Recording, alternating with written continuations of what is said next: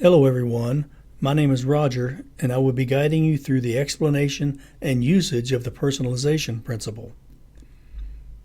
An important feature in any learning situation that is sometimes lost in online learning is the ability to relate to the instructor or presenter.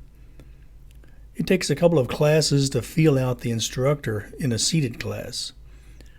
To help in this regard for online instruction, using the personalization principle helps satisfy this situation. The principle states that using conversational style and virtual coaches will increase learning. So let's take a look. As I create my online presentations, I refer many times to our textbook that is written in a formal professional style, which is appropriate for this type of book. As I paraphrase, I try to create my explanations in a more conversational style. Even in my communications to you, I usually use I, us, and we as much as possible. Research supports using a more conversational style and a friendly human voice is much better.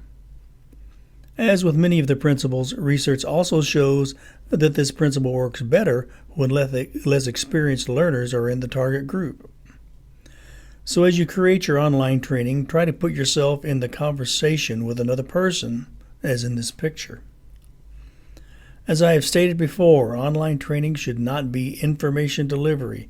It should be able to connect with the online learner. According to cognitive theory of learning, humans try to make sense of presented material by applying appropriate cognitive processes.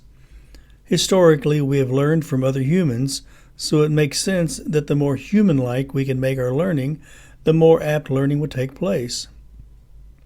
The research shows that we will work harder if we are in conversation with a partner rather than just a receiver of information. The more social cues you create in online instruction, the more human-like it will be. Let's explore the importance of social cues. Social cues can prime deeper learning. So if you have an instructional message with social cues, it activates a social response with the learner. This increases active cognitive processing, which increases the quality of the learning outcome. Research bears this out.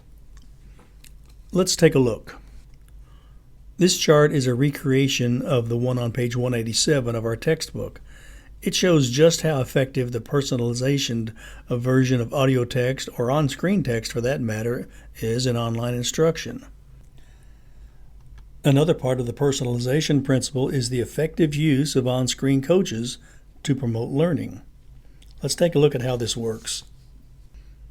I've used this picture of me in the past in a couple of our instructions. Using it right away on slide 1 in this presentation set in motion the personalization principle.